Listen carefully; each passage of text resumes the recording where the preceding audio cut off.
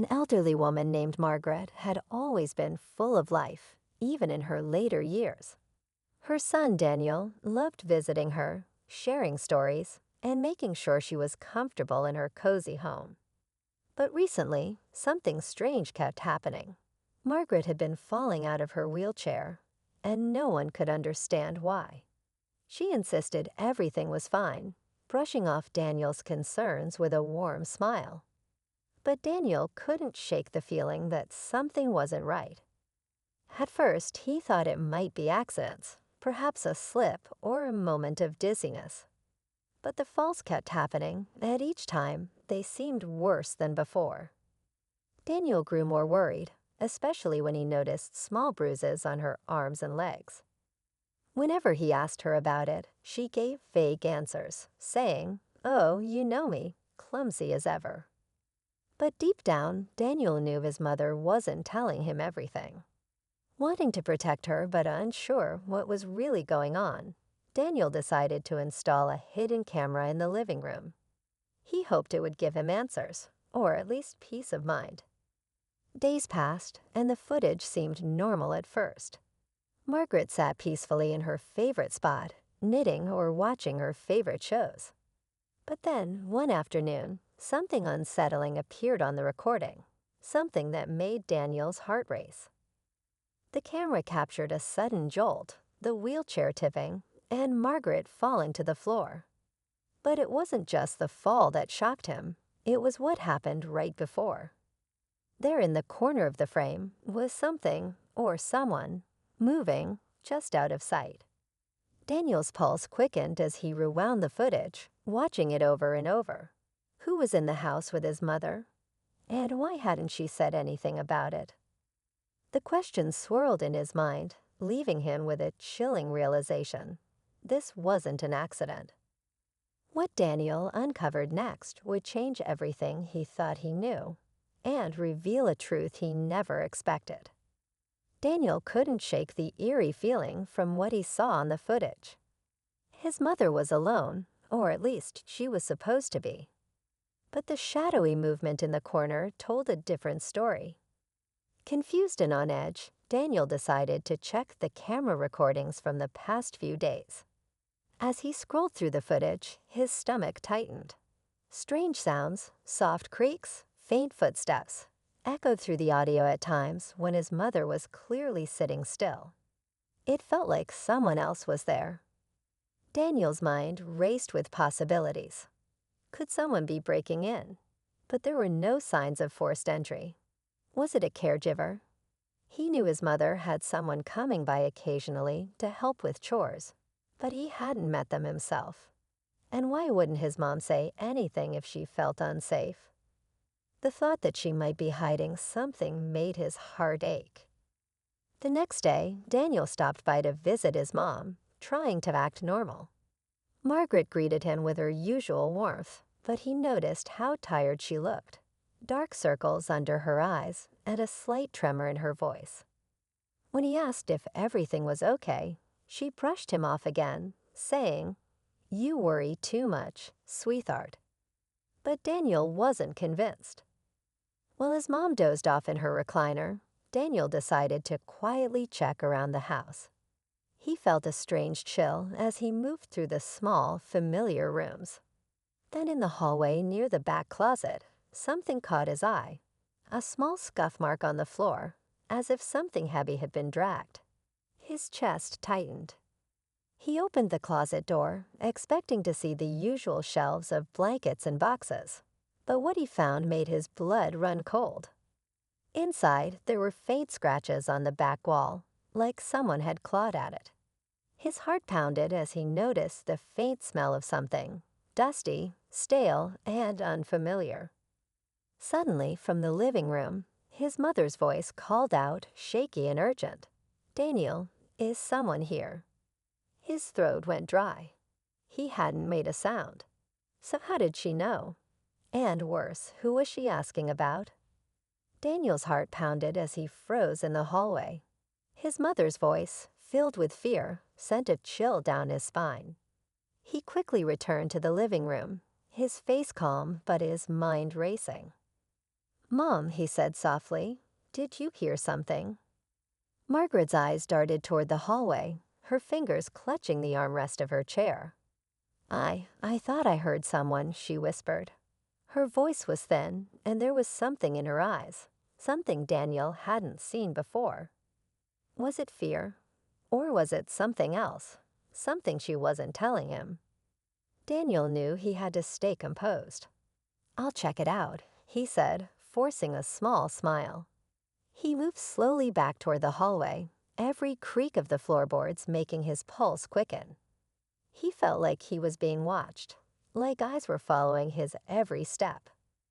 But when he reached the closet again, it was exactly as he left it. Still, that feeling wouldn't leave him. That night, Daniel couldn't rest. He kept replaying the footage in his head, the shadow, the noises, the scratches. The next morning, he decided to call the home care agency. He wanted to know exactly who had been visiting his mother.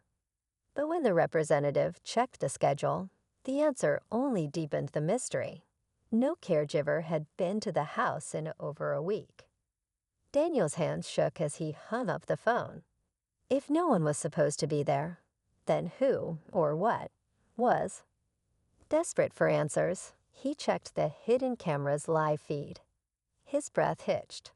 The living room was empty, but in the reflection of the hallway mirror, a shape moved, slow and careful. It wasn't his mother. Panicked, Daniel sped to the house, his tires screeching on the pavement. He burst through the door, calling, Mom. But the house was eerily silent. His eyes swept the room, and then he saw it, his mother's wheelchair, tipped on its side. A soft, muffled sound came from down the hall. He rushed toward it, his heart in his throat, only to hear a voice, low, broken, and filled with something he couldn't place. Why are you here? But it wasn't his mother's voice, and it was coming from behind the wall. Daniel's breath caught in his throat as he stood frozen in the hallway.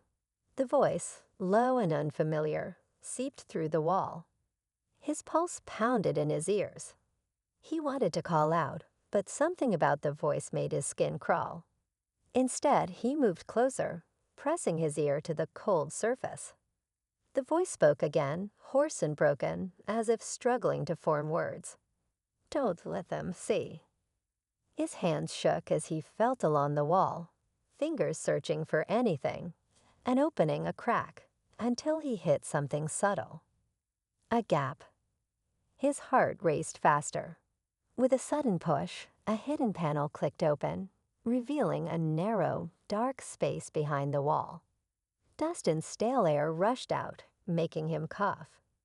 His phone's flashlight cut through the darkness, and there, huddled against the far wall, was a man, frail, unkempt, and terrified. The man's eyes met Daniel's, wide with both fear and pleading. Help me, he whispered, his voice dry and cracked. Daniel's mind spun. Who was he? And why was he hiding in his mother's house? But before Daniel could speak, he heard something else, the soft creak of a floorboard behind him. He spun around to see his mother, standing without her wheelchair. Her face was pale, her hands trembling. Daniel, she said, her voice low and tight, you weren't supposed to find him. Daniel's world seemed to tilt. Mom, what is going on? His voice was thick with confusion and fear. But Margaret's eyes glistened with something else, pain, guilt. I was protecting him, she whispered. From them. Before Daniel could ask who they were, there was a sudden bang from the front door, a sharp, forceful knock that rattled the frame. His mother's face went white. They're here, she breathed, her voice barely a whisper. The man in the wall struggled to stand, panic in his eyes. Don't let them take me, he rasped. Daniel's heart pounded as he turned from his mother to the hidden stranger, and then toward the front door, where the knocking grew louder and more insistent. The air felt heavy with something unseen but closing in. And for the first time, Daniel felt it. The true danger wasn't inside the house. It was coming through the door. The pounding on the door grew louder, each thud shaking the frame. Daniel's chest tightened as he glanced between his mother and the terrified man. "Who's out there?" he demanded, his voice sharp with fear. Margaret's lips trembled, but she didn't answer. Instead, she grabbed his arm, her fingers cold. "Daniel," she said, barely above a whisper, "do not open that door." A voice boomed from outside, calm but laced with authority. "This is Carewell Security. We need to check on a welfare report." Daniel's brow furrowed. Security? His heart pounded. Something didn't add up. He hadn't called anyone, and the home care agency never mentioned a security service. Inside the hidden space, the man's eyes widened with fresh panic. "They're not security," he rasped. "They've been watching her, waiting." His voice cracked, his fear raw and desperate. The front door rattled as the so-called security tried the handle. "Sir, we have authority to enter," the voice called out, firmer this time. A sharp metallic asterisk, click asterisk followed, the unmistakable sound of the lock being picked. Margaret's grip on Daniel's arm tightened. "They've been after him," she said, her voice shaking. Her voice broke. "He's my friend's son. She trusted me to keep him safe." Her eyes were clouded with guilt. "But they found him. I don't know how, but they knew." The lock gave with a sudden asterisk pop asterisk. The front door began to swing open. Without thinking, Daniel lunged forward and slammed it shut with his shoulder, his pulse racing. "Mom," he hissed, "what do they want from him?" The man, weak but determined, spoke up. "They took something from me, a recording. It proves what they've done. They think I still have it." His voice was rough, but his eyes burned with urgency. "They'll do anything to get it back." The door shook violently as the intruders tried to force their way in.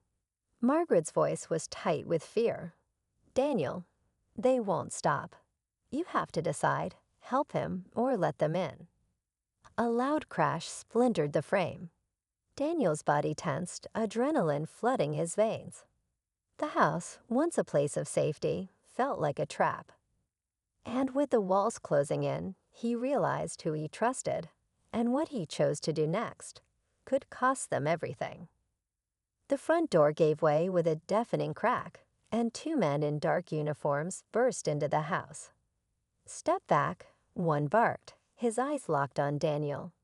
But Daniel didn't move. His body tensed, shielding his mother and the frightened man behind him. "Who asterisk or asterisk you?" Daniel demanded, his voice sharp. "What do you want?" The second man, cold-eyed and calm, flashed a badge. "We're here for him," he said, nodding toward the man behind the wall. "He's a danger to himself and to others." His voice was smooth, but something felt off. The man behind Daniel, weak but defiant, spoke up. "They're lying," he gasped. "They don't care about safety. They want to bury the truth." His voice broke, but his eyes burned with desperation. "I have proof.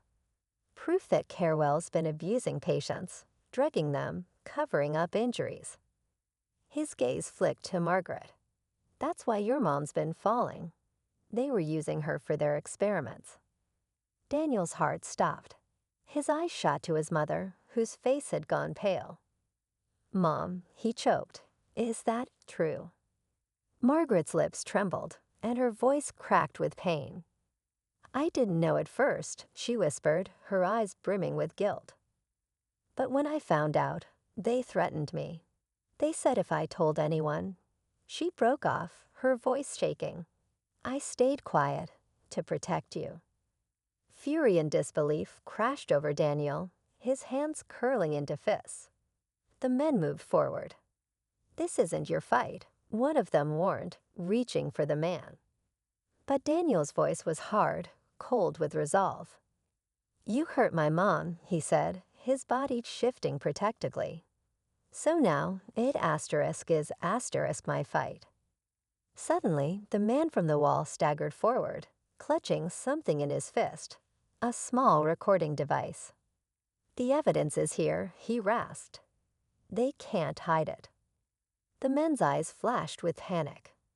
One lunged too late. With a sudden burst of strength, Daniel snatched the device and hit the emergency dial on his phone. Everything's recorded, he said, his voice steady. You're done. The sound of sirens split the air outside. The men froze, their faces tight with fear. In moments, the real police stormed in, weapons drawn. As the officers restrained the intruders, one of them nodded to Daniel. We've been tracking this group for months, he said. You just blew the whole thing open. The chaos settled, but Daniel's chest still heaved.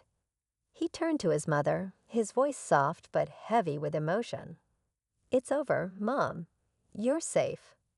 Margaret's eyes filled with tears. I'm so sorry, she whispered. But just as Daniel let out a breath, his phone buzzed, one final notification from the camera feed. He glanced down and froze. The live footage showed the hallway, but there, just behind the officers, a shadow moved. The screen flickered, then went black. Daniel's heart pounded as he stared at the dark screen. His thumb hovered over the camera app, but the feed was gone.